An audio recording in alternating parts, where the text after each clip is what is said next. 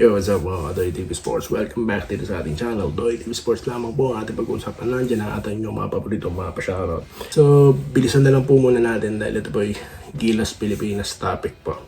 Okay, at of course, the source natin dyan si Coach Team Cone sa kanyang mga panayam. Okay, at ito po, no? Nilagay po natin dyan, sinulat natin dyan. Every game po ng Gilas, no? Starting July 3 and July 6, no? Is considered as championship game or game 7 type of game. Bakit? Kasi po mahalagang maipanalo po yan ng ating Gilas Pilipinas. Kahit isa dyan po. Pero mentality po sana yan. Dalawa.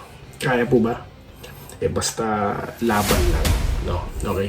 Kasi nga po, sa susunod na round, halimbawa ma-sweep sila dyan, kailangan nilang i-sweep yung kanilang makakalaban. Isa po doon, no? Iran, ano pa ba?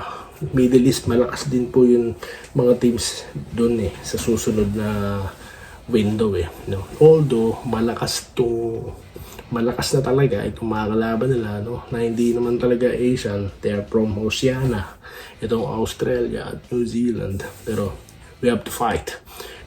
Sold out na raw po ang ticket, no? At gagawan pa raw po ng paraan para sa mga karagdagang ubukan. Tama po ba yun? Good luck sa ating Gilas Pilipinas, no? Baka po magpa-shoutout tayo before the game. Okay, so siya po pala, no? Bago ko ito itong content na to, ay po ba yung nakasubscribe na? Nakafollow na po ba kayo? No? Kung di pa, like, subscribe and follow na po dahil road to 21k na po tayo sa YouTube at sa Facebook po 15k.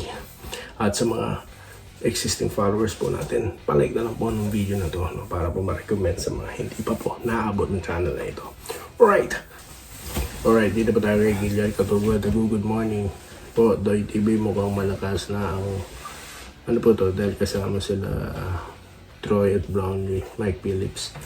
Okay, so yes, I do believe di tayo kantas ito lang taso nag-good day kabayan to, idol ng mga makatotohanan na tayo sa fake ko. Salamat po, sir. Antes ito lang taso ng Carlito Bolima. Good day, Doy TV. Ang lakas mag-invento ng mga vloggers, dumadami na sila. Ay nako, speaking of fake news vloggers, no, pinapakalat po nila na si Kai Soto daw po ay nasa New Zealand na. Wala pa tayong nasagap na ganyan sa pag-search po natin kanina bago tayo sumalang dito, no? Okay, wala po no? Nag-search po tayo sa legit sources. Walang Kai Soto nga pala dyan sa New Zealand, no? Mga fake news vlogger na to for the content. Naunawaan ko naman po, no? Gusto pong kumita, no, ng ating mga kababayan, pero kung makatotohanan naman po sana, huwag naman pong ganyan. Lakay Colyado, Google PM, said to thanks sa mga true updates sa mga sitwasyon, mga players. Silang araw na lang po naman mag-start na ulit ng PBA. Matatapos na din po ang mga fake news. Actually, makarang wala daw trade. Buo pa din daw ang global scale pagtapos ng import. Yes, no? Yes.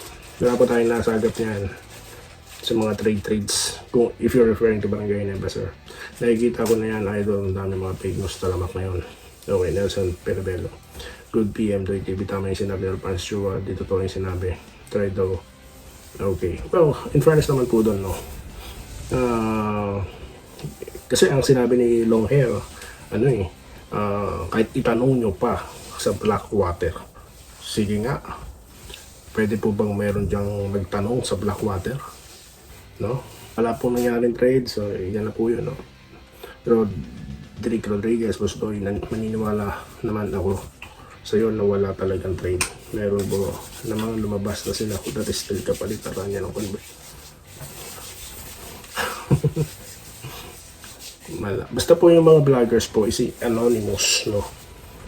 Basta po ang mga vloggers parang mga kabuti na nagsilabasan. Walang mga mukha, no, na hinaharap. Magduda na kayo, di ba? Para po yung tumatawag sa phone nyo na hindi nyo kilala. Diba? So kaya nga sabi ko mag-refer kayo sa mga legit sources, diba? Sino ba yung mga legit sources? Lagi ko nang nababanggit sa inyo yung mga yan. Okay? Alright. Sa mga hindi pa alam ang legit sources, mag-comment po kayo, magtanong kayo sa akin, sasagutin ko kayo. Ireneo de Laja, no? Shoutout po, sir. Okay, Binaloan, Pangasinan, Ricardo Cabato, basta ako dahil sa iyo na ako nakatuto. Ayoko ng mga fake sa ibang vlogger. From Dinalupihan, Bataan, Robert Kebiat. Doy TV, July 19, first game natin against Phoenix. Maganda yan. That's good day, Idol Doy TV. Makulit talaga iba itong call kay Hall. Sa totoo lang, hindi bibitawan na si DC yan. Yun ang nga po, no? Masyado silang attack kay Hall. Lota Florencio Roses. Napanood ko rin po yung pagpuri sa'yo ni Homer kay Pausulog po, podcast po. Yun nga po. Dahil po sa comment nyo, doon ko lang nalaman. Kaya maraming salamat po. So yun naman pala. Marami po sa ating mga viewers is nanonood sa kanila. Di po ba? Okay. Alright, ako nakabasa sa dyan sa mga lokong vlogger. RJ Makirang, Ronaldo General, dapat sa mga vlogger na mahilig mag-trade, magtayo ng sarili. Maraming heart kay Manny, maraming salamat po. Gerald Castillo, Yossi Hopia daw, yung 6'8 player, bossing daw, kunin daw ng match. Nasa Magnolia na po, di ba? Yan po, no? Galing po sa spin.ph. Yan, no? Clifford Hopia. Nag-sign na po. Okay, so yan. Yan nyo po i-check nyo. Simple lang. Google nyo. Pag wala kayo nakita legit sources dyan, maghanap pa po kayo, no? Ayan, meron ng spin dyan. So, isa po ang spin sa, natin, dito nuturing po natin legit sources, no? Kasi nga, nakakausap nila yung mga tao. Di po ba nakakausap nila yung mga opisyal. Okay, sa mga hindi po nabanggit, pasensya na po. Sir Joseph Pineta, shoutout po sa inyo. Ma'am Minerva Nimba, shoutout po. At yun, maraming salamat sa inyong lahat. At buhay po kayo. Ito po sa Doy TV Sports. At keep safe guys. Salamat. Salamat po sa panonood. Subscribe na para sa mga susunod na basketball at boxing videos.